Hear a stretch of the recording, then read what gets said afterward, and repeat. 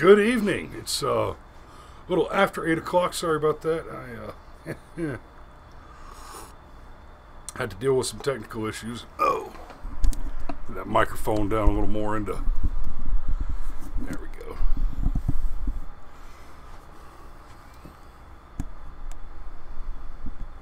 You'd be amazed how much crap there is a 32nd of an inch out of frame in any filming enterprise. Anyway, it's been a week, right? We've got the Kavanaugh hearings, we've got the Kaepernick debacle, we've got Nike falling all over its face, and Cory Booker. Whew. Buckle up.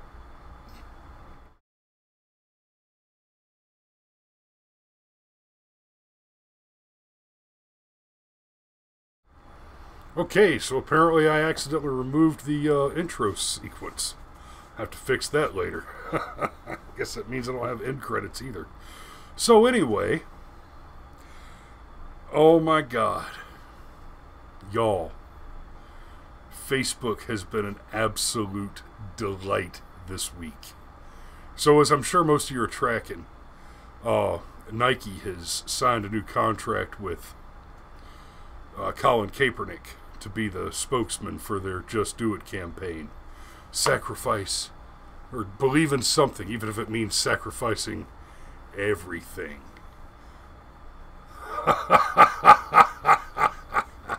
And the memes have been delicious. Now, let's just get clear on Kaepernick for a minute. Kaepernick took a knee to protest so-called police brutality. And the conversation around it has been incorrect.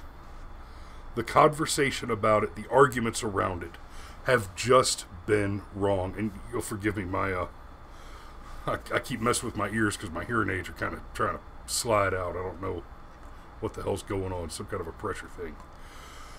So, Kaepernick protested a thing that is not correct. He did it incorrectly. And then, when he was criticized for the content of his protest, his supporters, who did not support him or his position, they support him and his partisan political position. They rushed to his side. They rushed to their tribal corner. And the argument went, Kaepernick takes a knee to protest the American flag because the United States of America and the flag that represents it does not represent freedom for all. It represents the oppression of black and brown people. That is the original claim, that he is protesting any form of respect due the flag based on the assertion that blacks in America are not treated equally under the law. And he's right. Blacks are not treated equally under the law because affirmative action is still on the books and it still requires quota hiring. So blacks are given preferential treatment under the law. This is also true in college admissions, where African Americans are given preferential admittance status over white people and Asian people. And Asians are being pushed down they're being hit with all these bizarre additional requirements to justify keeping them out, even when their test scores are significantly higher than most other demographics. That one's this whole bizarre thing that I'm not going to get deep into tonight. But Kaepernick's protest argues that black people suffer violence at the hands of the police disproportionately to other races, which is incorrect. It's not just a poorly formed opinion. It's counterfactual. The statistics are very clear that white men are killed by police in far higher numbers, and that police are killed by black perpetrators in far higher numbers than black men are killed by police. you have a much higher likelihood of being killed by a police officer if you're a white man who's acting a fool, who is breaking the law. And then, of course, every time we see one of these cases where the evil old racist cop shot a black guy, it's, oh, he didn't do nothing. He didn't do nothing. Except that he was in the midst of a crime, resisting arrest, assaulted the police officer. There was one recently where they showed a black guy that was being, we saw this video clip come out, and a black guy down on the ground being beaten repeatedly by a half a dozen or so police officers with billy clubs. And we talk about selective editing. There is a full there is a full copy of that video. There is the whole video. And that guy, he was beating the absolute crap out of those police. I don't understand how he was able to throw as many punches and hit as many cops as many times as he was before they took him down without at least two of them putting a taser in his ass. Just amazing. But anyway, Kaepernick's initial complaint is factually incorrect. It is counterfactual. It is a wrong statement. And because the lefties know this, they know that that's the case. They don't believe it, but they cannot support their counter argument with data. There is not actual data. There is no report that supports that argument. The only evidence they have to support the argument that blacks are disproportionately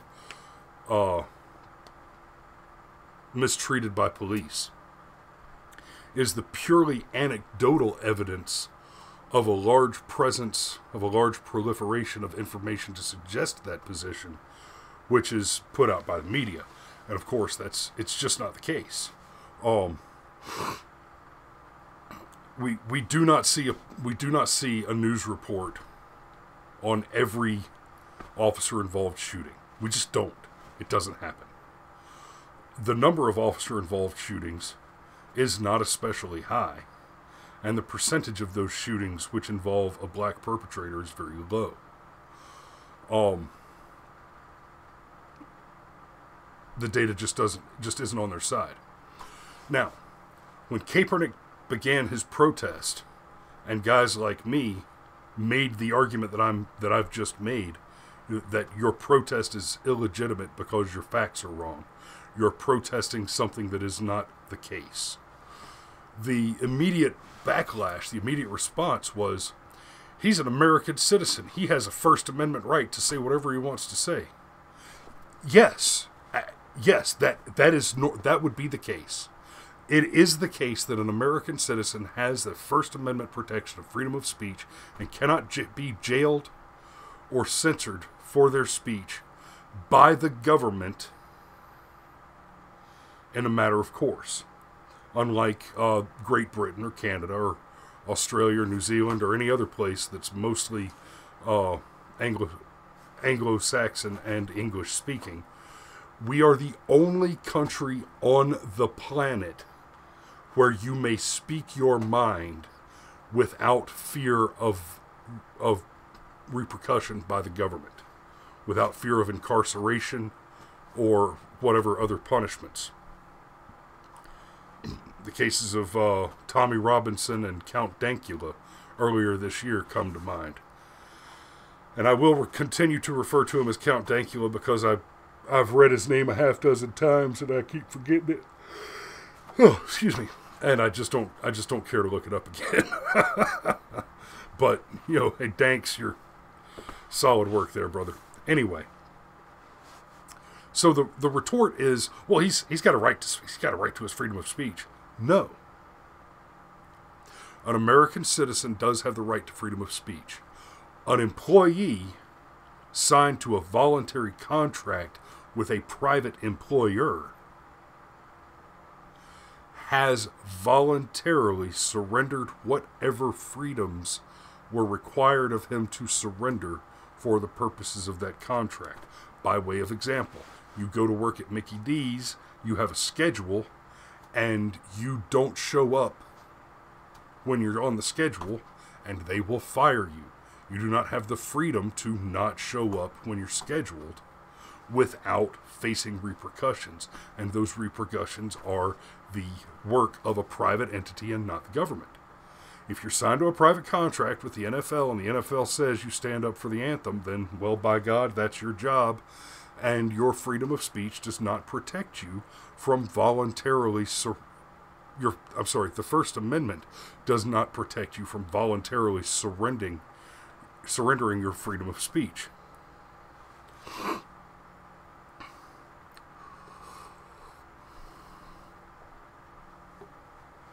Now, so the argument that he has the right to speak, well, let me fast forward a little bit and touch the Alex Jones thing for a minute.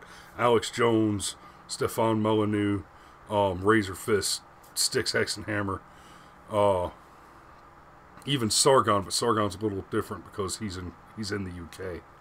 But the mass deplatforming and censorship of these guys, the lefties are now saying, oh yeah, that's private companies.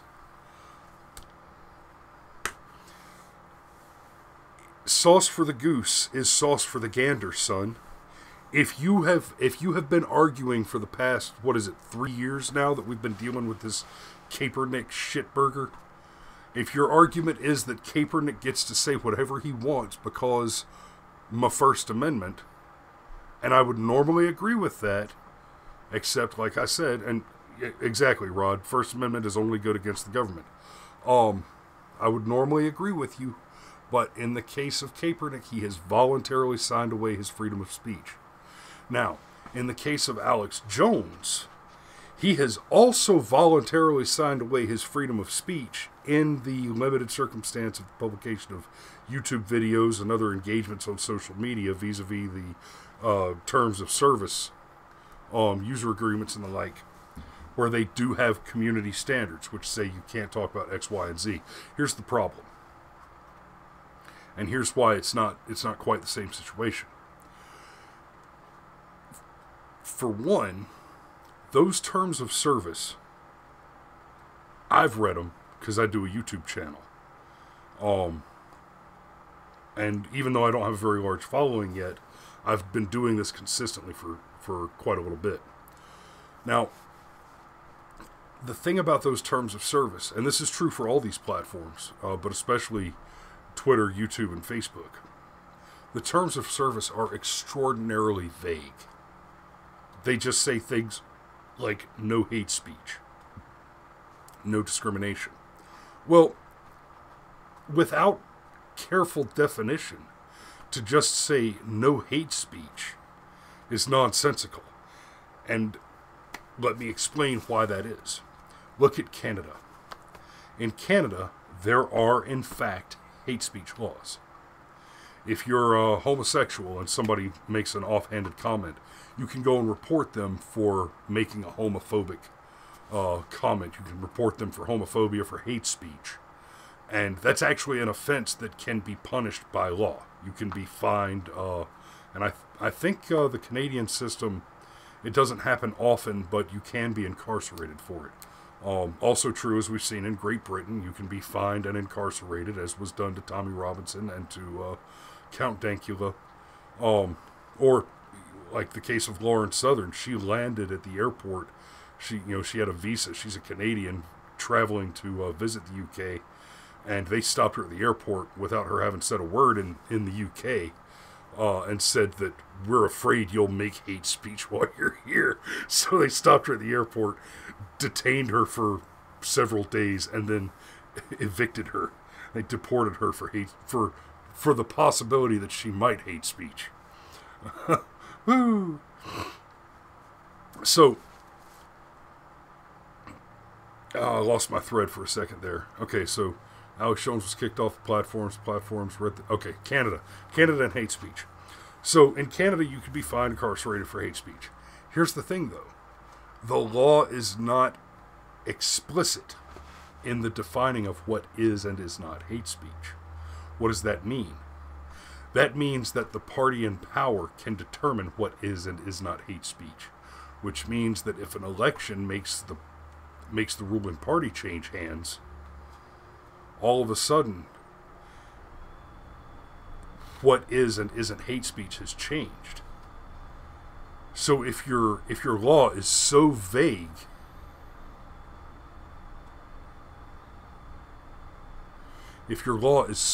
on hate speech that the definition can change when the party in power changes, that means that political dissidents can be fined or punished with incarceration. That means that disagreeing with the ruling party can be crime. So let's say we had hate speech laws in the United States and Hillary had won instead of the God Emperor Trump. It would in fact be the case that saying it's not okay to murder babies would be defined as hate speech, and you would be fined or incarcerated for it. And that is what the left is looking for. That is what they're pushing for and have been for some time. It does become an act of sedition.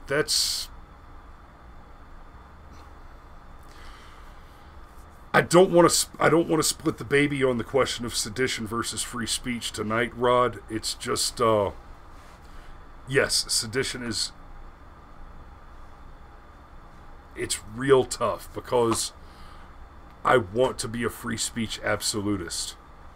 And the thing with sedition, for me to really accept the charge of sedition as a crime,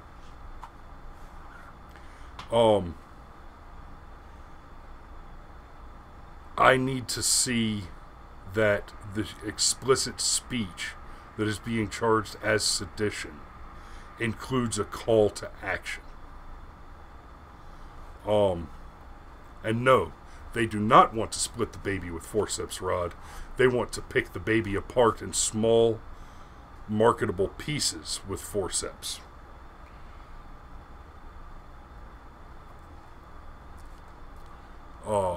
The birth canal is a magical thing, which apparently passing through can convey human rights.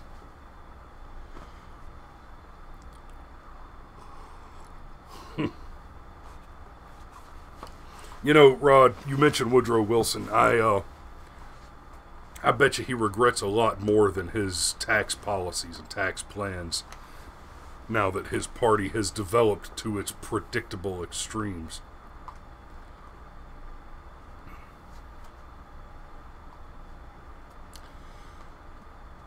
Yeah, the whole know who is in power thing. So, Julie, the comedian, the fool, I want to do some comedy sketches and stuff like that. The jester is beneath contempt. And because he is beneath contempt, he can say whatever he likes.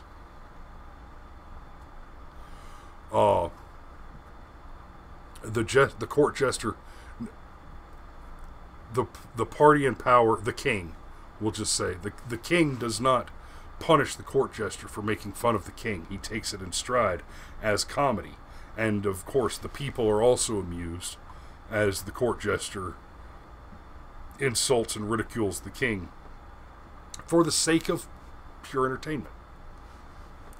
So, and this is why free speech is so important. Because if you cannot criticize the party in power, then the party in power will not be changed. It will stay. Well, no, it will change. It will not change away from its own direction, though. The party in power will only grow.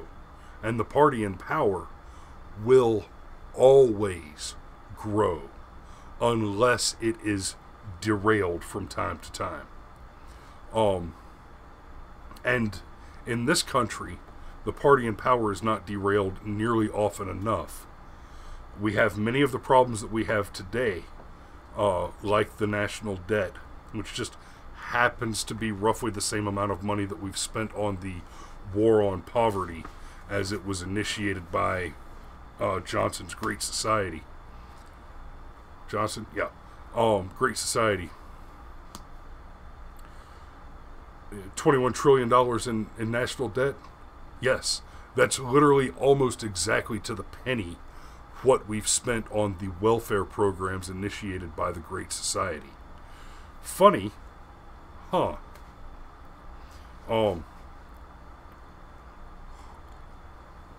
Imagine where we would be today if over the last 45 years, almost 50 years, $21 trillion worth of bums had been productive and contributing.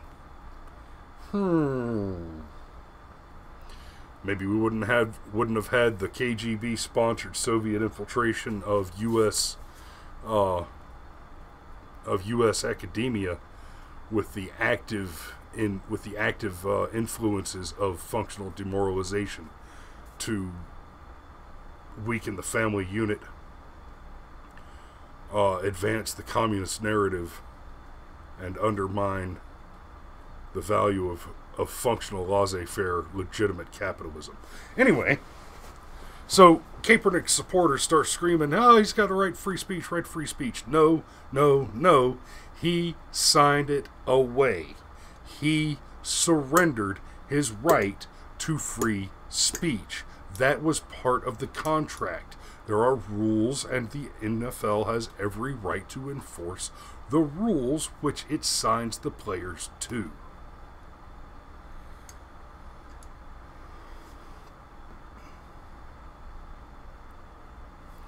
Okay, that's another conversation, Rod. I'm not gonna get bogged down in that. I want to talk about this week's stuff.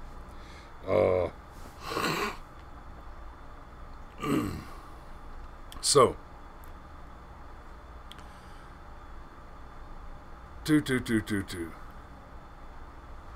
But my argument that very effectively defeats the argument about Kaepernick's First Amendment protection, based on the fact of his contract, should not even be a part of the conversation, because the initial complaint is not that Kaepernick should not be allowed to protest, or that Kaepernick's form of protest should not be allowed in the context that it's presented. The initial argument is that his protest is an illegitimate claim, which makes a counterfactual claim against the police. His original protest was illegitimate, not because it was in the wrong forum, or it was distasteful, or the very correct argument that the NFL has the right to enforce its own rules. The initial criticism of Kaepernick's protest is that his argument is illegitimate. That we have in this country equal protection under the law, which is functionally true. There are no laws which favor whites over blacks. It is unlawful in this country to offer preferential treatment based on race. That's the law, except for where regards affirmative action, where you're required to offer preferential treatment against white people based on race. But of course, that's the Democrats for you. And get you into the head of a Democrat for a minute. The Republican says we want voter ID to prevent voter fraud. And the Democrat says voter ID is racist. You only want voter ID because you want to stop black people from voting. Okay. If I want voter ID because I want it to prevent black people from voting, then your argument is that I believe that black people do not have ID, that they cannot acquire a government ID. You're arguing that I personally, and those of my ilk who support voter ID laws, believe that black people are incapable, they're too stupid and too incompetent to go to the DMV and purchase or acquire an identification card, like a driver's license or a concealed carry permit, which is also a state-issued photo ID. Hello. Now, somewhere in there, you expect me to believe that they can't get that ID, which we want to have checked for voting. But they drive, they have jobs. Let's just assume that every black person in America is getting welfare right now, is getting food stamps right now, just for the sake of argument, because you have to have ID for that. You don't get the government benefits without the ID. You don't get a job without the ID. You don't buy liquor without the ID. You don't buy cigarettes, pornography, lottery tickets. You just don't without the ID. Okay? You have to have ID to do just about everything in this country, which is bullshit. In fact, as far as I'm concerned, voting in this country is just about the only thing you should be required to have an ID for, to prove your citizenship for. Now, if your argument is that I believe that black people cannot get identification because they're incompetent, then it is not rationally coherent to argue against the voter ID law unless you believe that requiring voter ID discriminates against black people because black people are incompetent and stupid and can't get their own ID. So, you have to prove citizenship to register, but in many places, Rod, you do not have to show any kind of ID to vote. In this state, you do have to show ID when you vote, and I appreciate the shit out of that.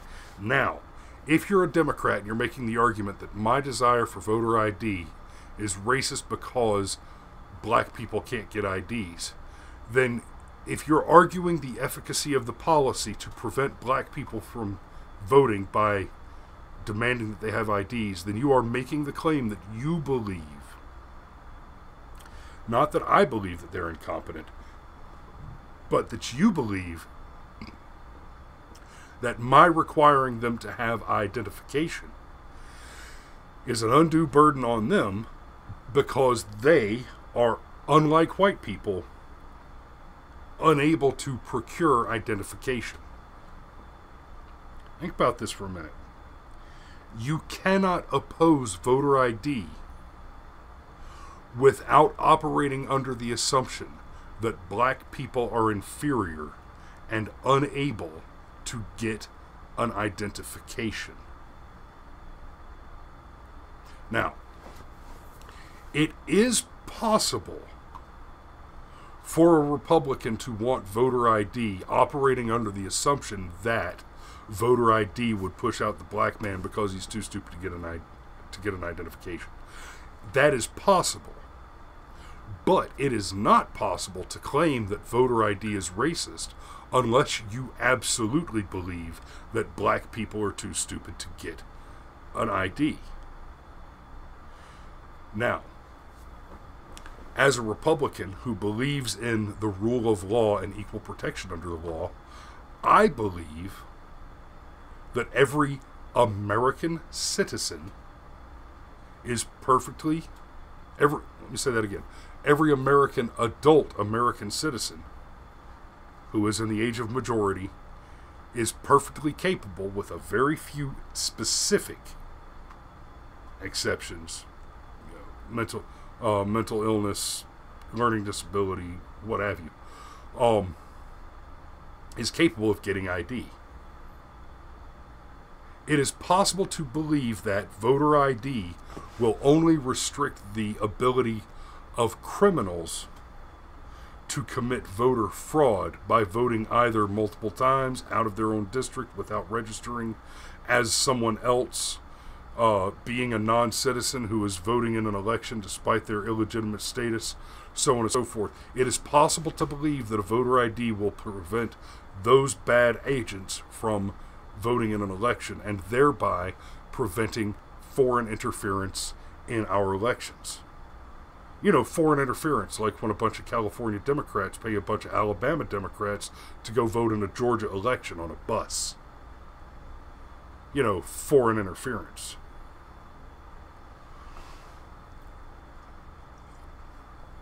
It is not, however, possible to oppose voter ID law on the claim that it's racist without believing that black people are inferior. If you were a Democrat and you oppose voter ID law, it is because you are a racist. You are, in fact, a white supremacist. And you support... You oppose things like voter ID law, and you support various redistribution of wealth programs precisely because you believe that a black man is not as good as a white man, and he cannot achieve anything on his own without that it is taken from a white man and given it to him. That is what it means to be a Democrat. In order to vote Democrat, you have to first be morally comfortable with the deprivation of property from free citizens, from free individuals, by dint of force. You have to accept the premise that blacks and other black and brown people, as they like to say, are inferior to white people and cannot achieve anything on their own without the aid of a white, specifically without the aid of a white man, a white Democrat politician, using the threat of force to take wealth from other white men and redistribute it. And you have to be bad at math.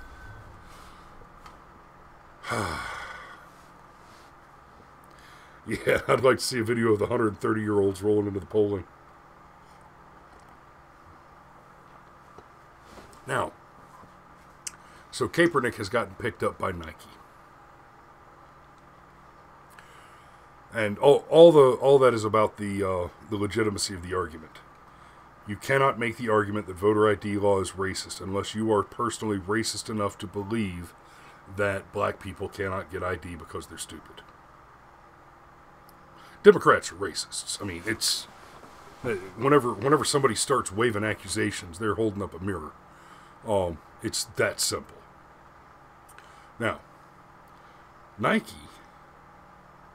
picked up the Kaepernick ad, took a sudden dip in the stock market, announced a $15 billion buyback, good call, Rod, and then suddenly started reporting record sales. I wonder what the SEC is going to have to say about that one. I wonder if they're going to say anything about that one.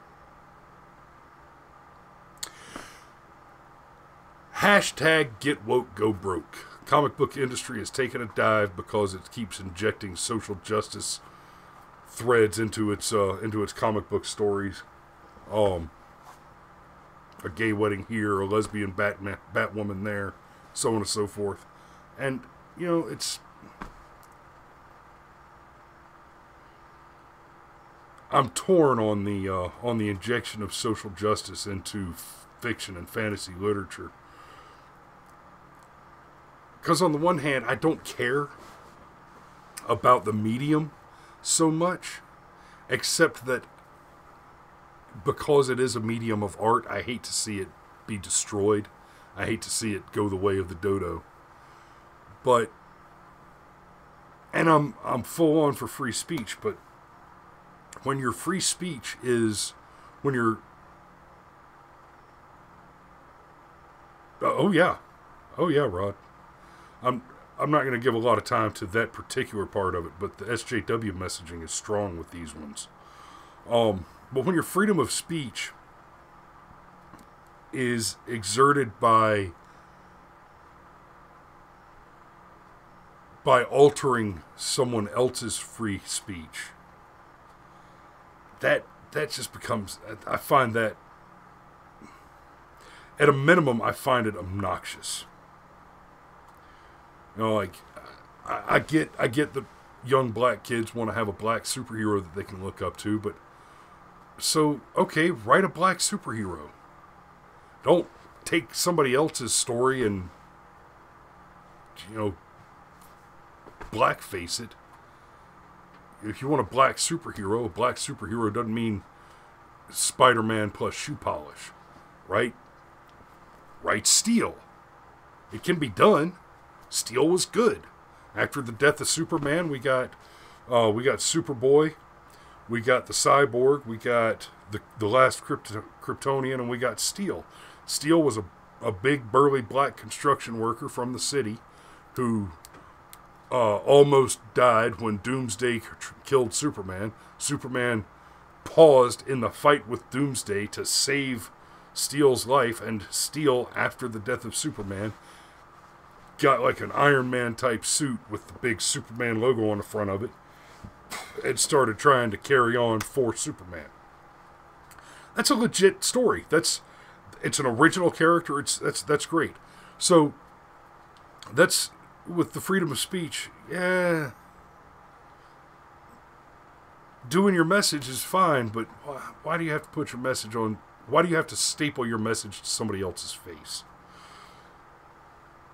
With Nike picking up Kaepernick and announcing that buyback, it's the whole reason I went into the comic books thing is they're falling apart because they keep injecting these bizarre social justice messaging into the normal comic books instead of just writing social justice comic books. Which, by the way, that's the reason for it. If the point was to write a comic book that carried your social justice message to people who wanted to read your social justice message, then you would write a comic book about your social justice message and market it to the people who wanted to read it.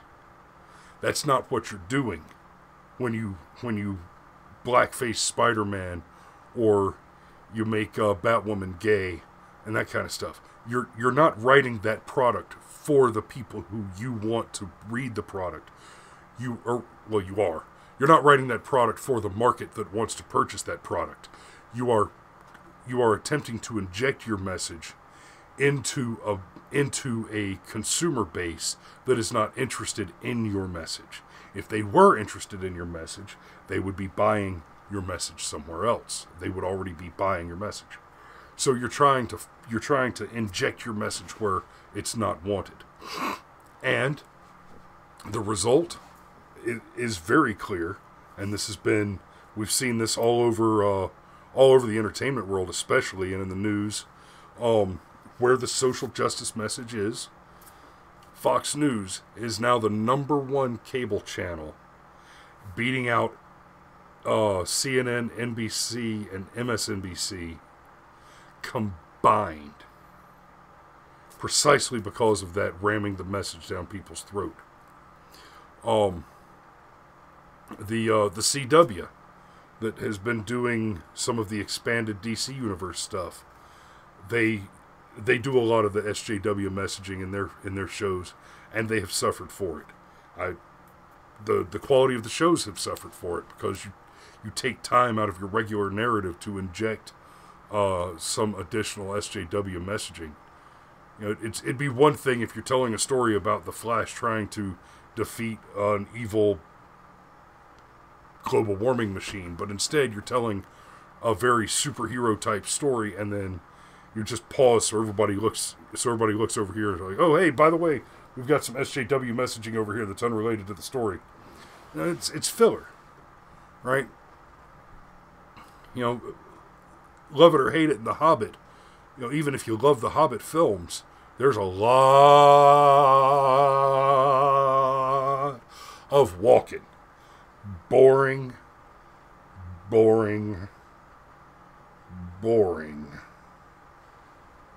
Walking. That's stepping away from the story for the message. That's not how you do it. That's not how you do it effectively. So there's this hashtag go broke, get woke, go broke. As soon as you start cramming in all your extra SJW messaging crap, your industry is in trouble. It's going to fail. It's going to fall down. It's going to lose a fortune.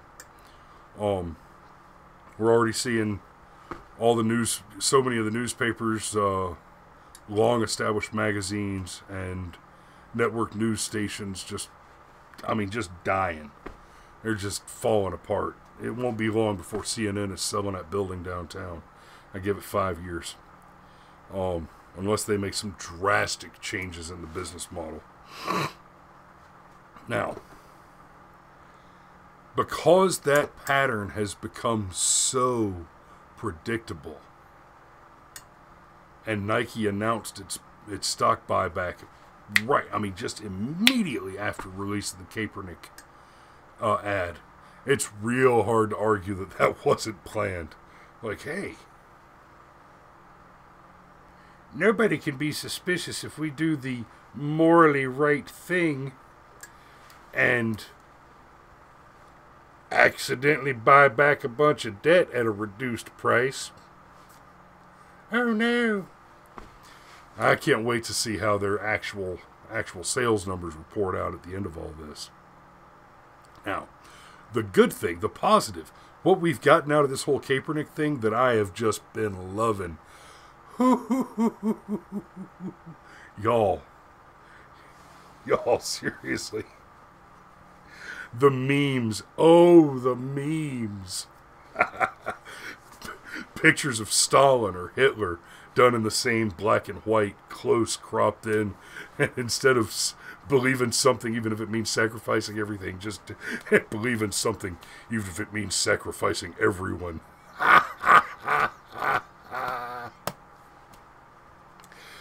And pictures of the ice skater chick, whose name escapes me now. Why did Nike call me for a contract? I was the first one to take a knee. Oh yeah, if y'all haven't been seeing all the memes that have been generated by this ad campaign, you're missing out. Wow, only got about 10 minutes left. I was going to get into Cory Booker, but I don't want to try and cram all that into 10 minutes. I'll just say this about that. Cory Booker, what a shithead. Okay. Cory Booker is demanding that he has broken the Senate rules. Look, get him gone. That's what he wants. He wants to be martyred for the cause. I broke the rules. Look at me, I broke the rules. But he didn't actually break the rules, because they released all the documents that he released before those documents were all cleared anyway. It's just like this whole thing where the Democrats keep saying the Trump administration is withholding 100,000 documents on Kavanaugh, and what's in those documents, and they're withholding, and they shouldn't be withholding these documents. You didn't request those documents. You requested a bunch of documents, and every document that has been requested, where they've actually filled out a form to request the documents be delivered, those documents have been delivered. Every Democrat that's crying about these documents that have not been delivered stated cleanly,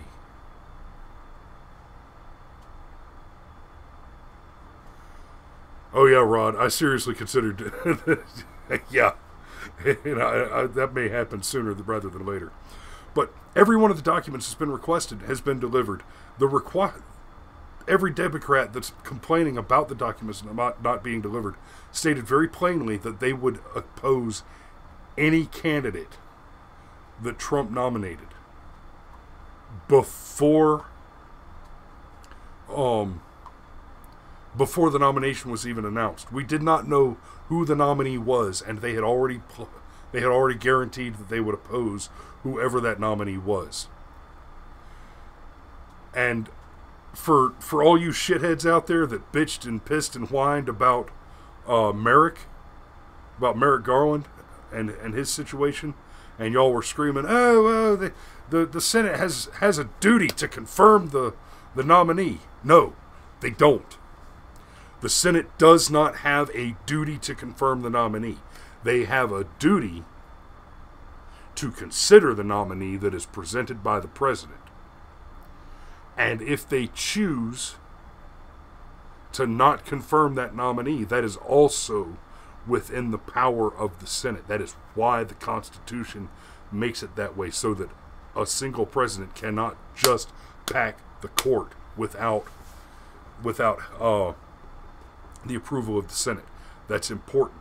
But All of you shitheads out there, including the senators that are currently grandstanding against Kavanaugh, you made these ridiculous claims and demands that it is the duty of the Senate to confirm the nominee of the president. And now we see who you are. You're hypocrites. You're liars. You're garbage human beings. Okay? And on that very fluffy note, reminding you all that it looks like Cory Booker is going to be... Guys, I honestly believe that we just might see a Democratic primary in going into the 2020 election season. Which, by the way, that means that the Democrat primary starts in about 10 months. Right? We're going to start seeing the Democrat primary going on around this time next year. And the primary campaign season. And it's going to be Cory Booker versus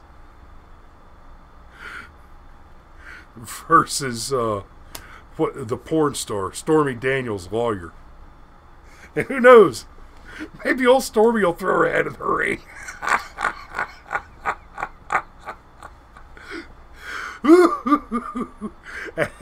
That is going to be entertainment solid gold. Guys, it's been good. And I'm sorry, I think yeah, the outro's missing. I've got to go rebuild things. So, thanks for watching tonight. I will see y'all next week. It's been a good one. Please continue to enjoy those fantastic memes. And I will see y'all next Sunday. And until then, remember, if you build a man a fire, you'll keep him warm for the evening. But if you set a man on fire, he'll be warm for the rest of his life. Good night.